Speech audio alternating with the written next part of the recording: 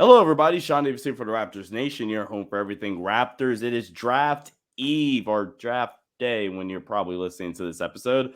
Welcome in here to the Raptors H YouTube channel. Quick reminder, please do subscribe here to the Raptors H YouTube channel. Ring that post notification bell for more great content as we're really about to hit the peak of the summer where there's already a bunch of trade rumors and draft rumors and stuff like that. A trade got completed today, which I'm sure we'll talk about because it relates to the Raptors a little bit.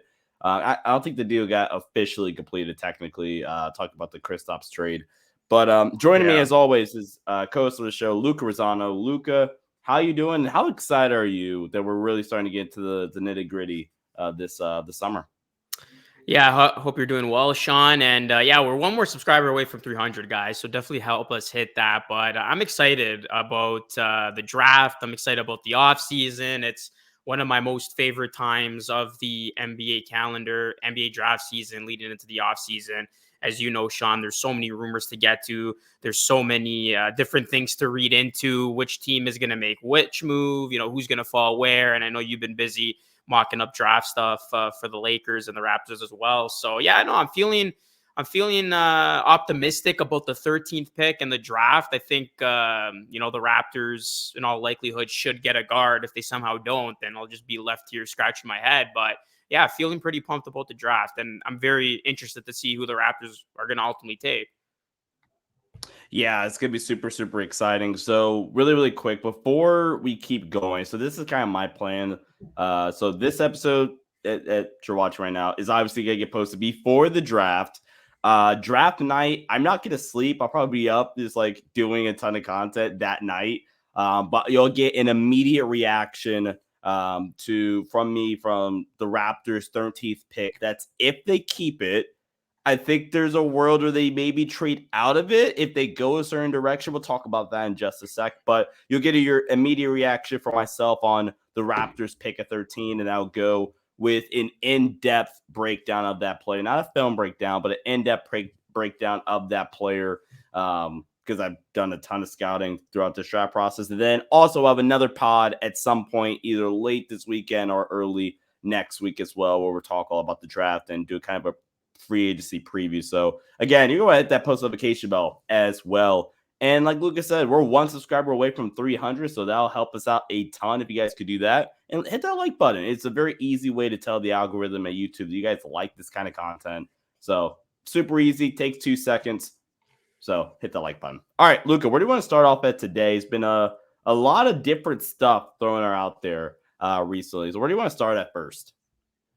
Well, it is looking more and more likely that the Raptors are going to run it back. There's been a lot of speculation and reports coming in that, obviously, the biggest news from this week that we should mention at the top here, Gary Trent Jr. opting in. And that's kind of surprising to me because I'm pretty sure Sean can agree. We expected Gary Trent Jr. to opt out, test free agency, possibly get a bigger bag, but he was okay of opting in. I believe it was something like $18+ million. So I was happy to see that because number one, it shows me that Gary Trent Jr. likes it here in Toronto. Number two, I think Rajakovic, who is a development first coach, is really going to get the most out of Gary Trent Jr. And I can see the relationship between the two being a lot better than the relationship between Gary Trent Jr. and Nick Nurse. So I'm actually good with Gary Trent Jr. coming back. And the Raptors didn't have to go north of $20+ million to bring him back. So Gary Trent Jr. Opting in, at least guaranteeing himself one more season with the Raptors, tells me that he wants to be a part of this organization. And hopefully this is the season that we can really see Gary take that next step. And then you can justify paying him more once he does become a free agent next season. But that was a big news to report on. And then there's just been a lot of stuff going down the pipeline. I mean, we know how this time of year is, Sean. There's so much stuff coming out from these reporters, whether it be on ESPN, other networks, independent guys. Just today, Jeff Fisher of Yahoo Sports reported that the Atlanta Hawks and the Raptors were possibly talking about a trade involving Siakam. Obviously, there was the stuff with the third pick being involved. With the Raptors trade Siakam for that third pick? Now it's looking more and more likely then that the Blazers are going to keep that third pick. So, yeah, there's been a lot of stuff going on, but I think Gary Trent Jr. opting in, he's going to be back. It appears that the Raptors aren't going to trade into the top 3. The Blazers are going to keep that pick, so don't expect like Siakam for a pick and a package from Portland. And then the biggest thing is going to be Fred VanVleet.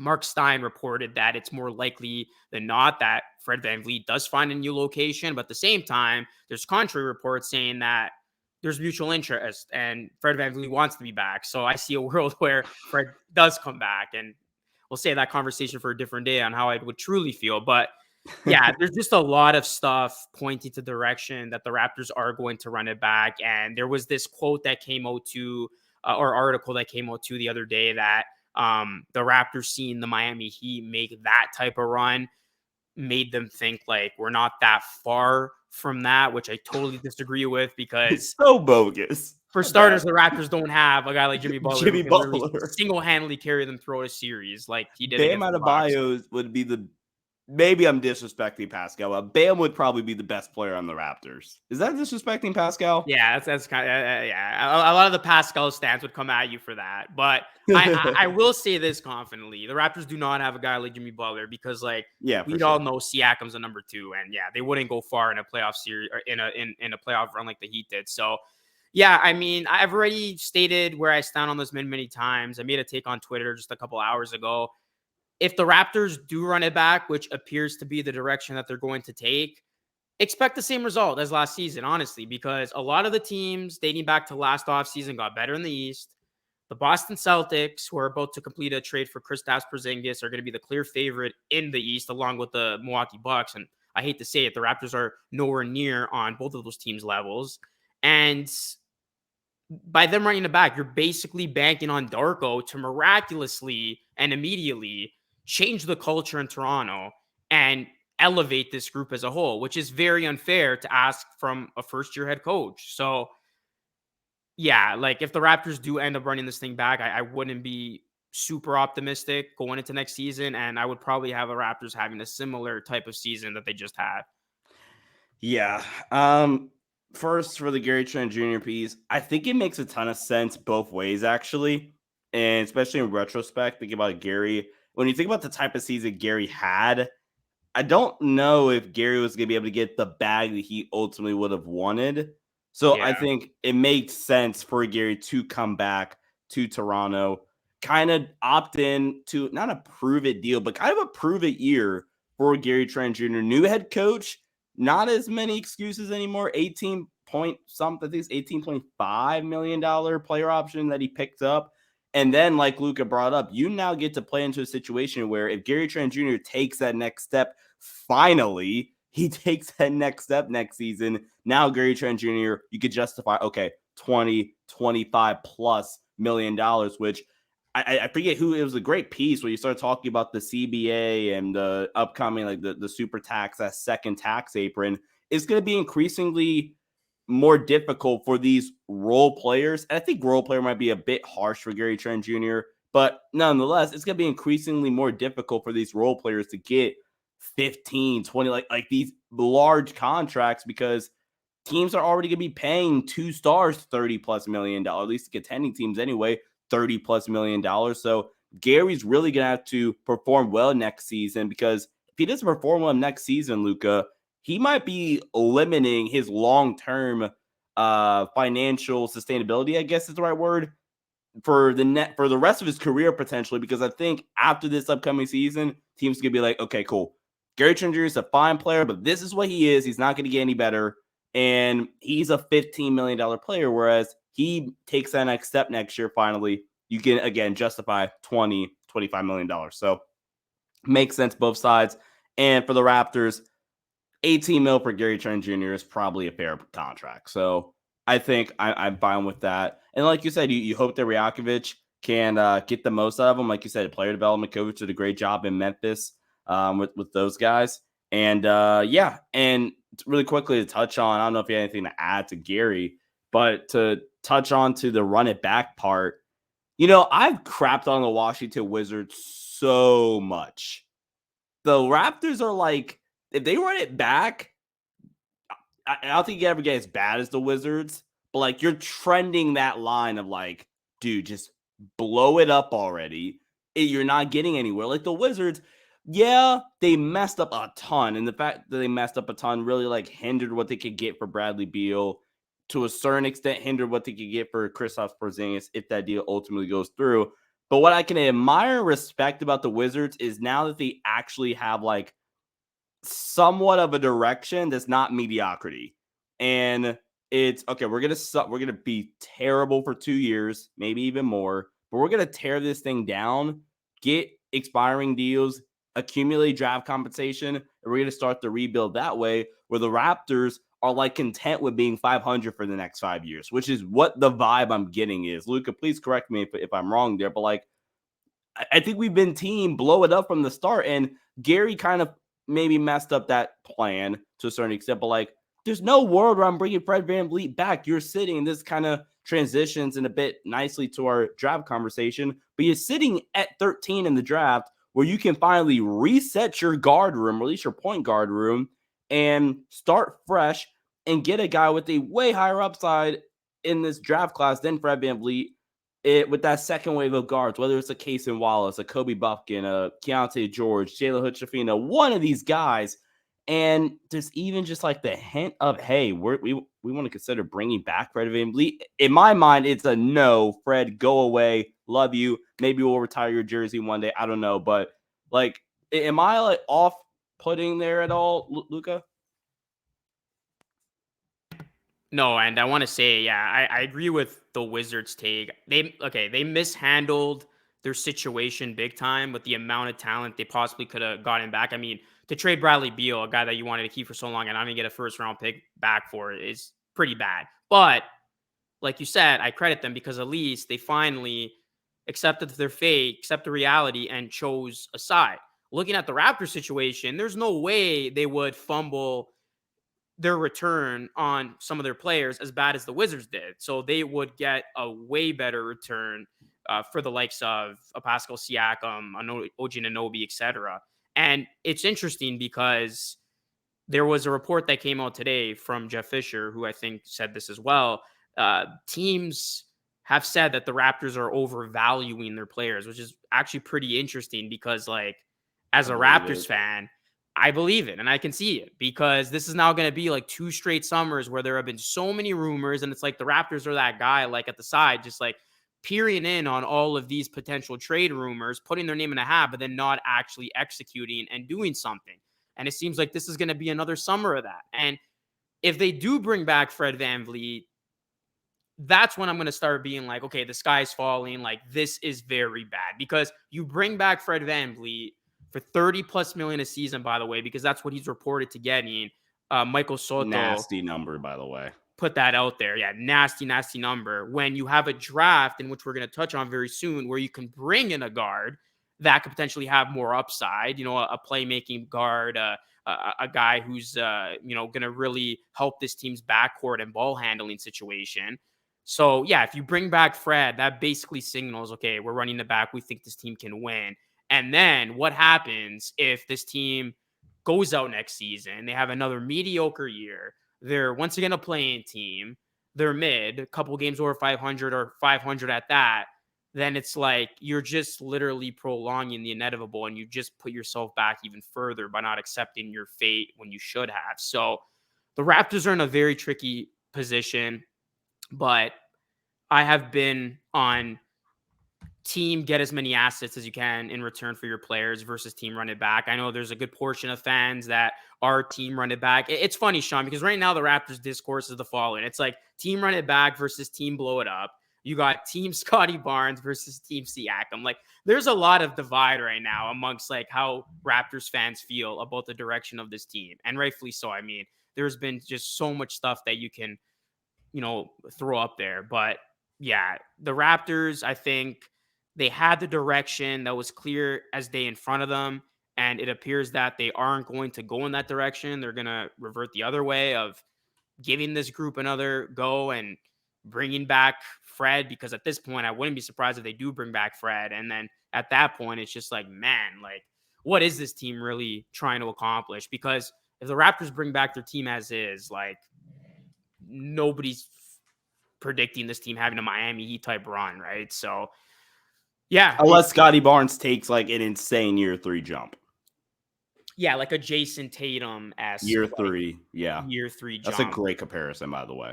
Yeah, so like What was the Devin the Booker's year 3 like? But the keep going, Van keep Vliet going. stuff's going to be telling. I think with the impending decision of Van Vliet, is he going to be back? Is he not? That's going to tell the whole story because I think regardless, the Raptors are going to go guard with that 13th pick. So They freaking better. I'm gonna lose it if the Raptors take like I don't even know, dude. Like who could they even take? Yeah, like I'm trying to think of a name that's not who's not a it's guard, not and a I can't think guard. of anybody. The Raptors take GG Jackson at 13. I'm a freaking losing dude. That's like the only dude. I mean, like Leonard Miller at 13. Leonard Miller's a good player, but like taking Leonard Miller at 13, that's such a Raptors pick. I'm gonna be pissed off if they do that on draft night. Yeah, there's like they can't possibly fumble this, right? Like I know. No way. Okay, what about this? Like the only guy I can think of who is like a Masai type of guy, and I'm not sure like where he's projected to go. You definitely know better than I do. Is Victor Wembanyama's teammate Bilal Koulibaly. Koulibaly, who's a forward, and I can see that being a Raptors pick. That's the only one where I'm like, okay, cool. But that's also because I don't think he's gonna be there. I think he's gonna get taken top 12. Like, Oh, so you have him as I a like. think Wow. Okay. I think either OKC takes him or I think Washington takes him at 8. Yeah. So if he's there and you take it, I guess it's justifiable. But like any of those other dudes, like, bro, just take any of whichever one of these 5 or 4 guards, whatever your favorite, between Kobe, JHS, Nick Smith, and Keontae George. Whichever one is your favorite, And just take it. Wallace too. I would put him in And there. Wallace, I Yeah. forgot. Can't believe I didn't say Wallace. He's another guy though. I don't know if he's gonna be there, but like whichever one of those 5 you like, just take them and Yeah. cut your losses. Yeah, like God. I think you just hit it on the nail right there. Like those names that you just mentioned, like those 5 names, like if the Raptors take any one of those guys, like I'm not unhappy at all. Like I'm happy with all of those selections. So like you possibly can't mess this up. Like unless it's like a name we've never heard of that randomly comes up, like the Raptors should get this one right of either taking one of those guards you just named, um, or I mean, I'm probably optimistic saying this because he's probably not going to be there. Most definitely, is like a Grady Dick. Like that's an offensive player that I think would make perfect sense for the Toronto Raptors. Or a Koulibaly. Like that's another guy who would be like, okay, he's a forward, he's not a guard, but he's got plenty of upside, plenty of intrigue. And again, there's no guarantee he's going to be there. But I think we just kind of named and narrowed it down who the Raptors are going to ultimately take. Before I get your response to this, I'll just go ahead and like tell you like my, I guess, ideal selection for the Toronto Raptors would be either Wallace or Keontae George. I really like both of those guys' game. Again, we don't know if like a guy like Wallace is going to be there by the time the Raptors do pick, but the Raptors getting one of those 2 guys, obviously a young guard that do things a lot like really really well. Like a guy like Wallace, I know he's more of a 2-way guy, and Keontae George is more of like an aggressive scorer. Sometimes takes bad shots, but again, like he is looking Sometimes to take a shot. So the Raptors need one of those guys though. they So I need. would.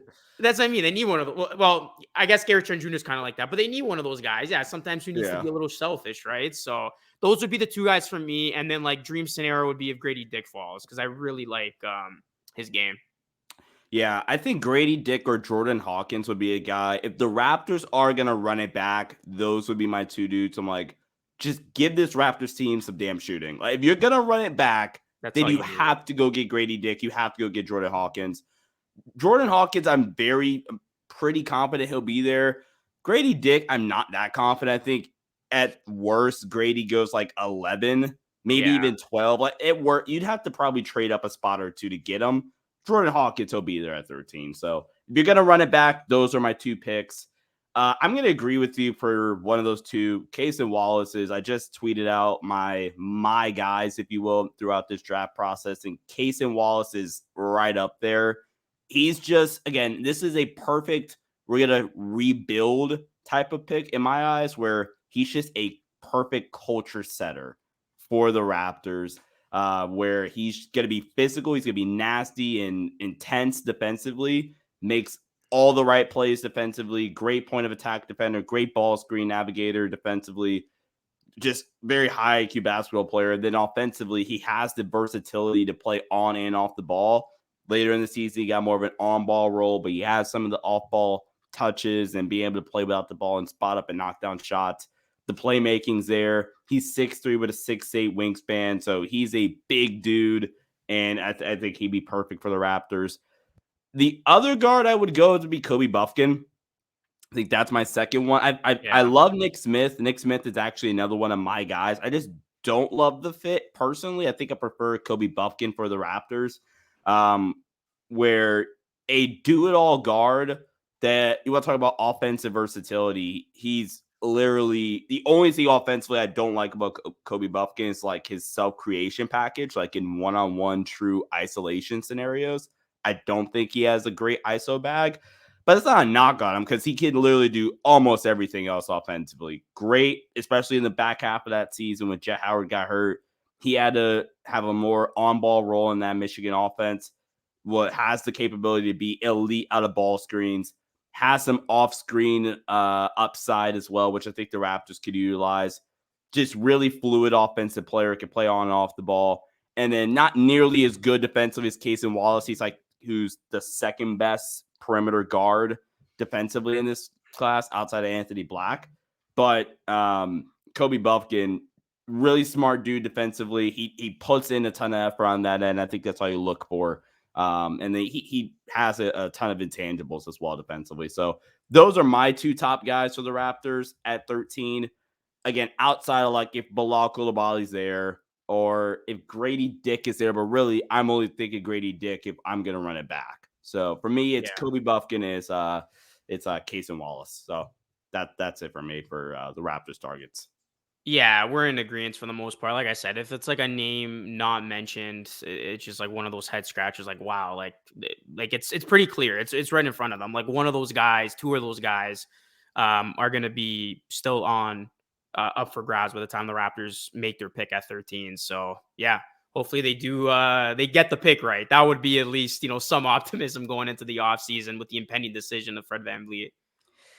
Yeah, it's gonna be a stressful but fun night. And again, I don't think I'm gonna sleep at all. But Luke, any closing thoughts before we get out of here on this? Twas the night before draft miss. Yeah, just Raptors get it right, draft the guard, and Don't some way draft GG somehow, Jackson.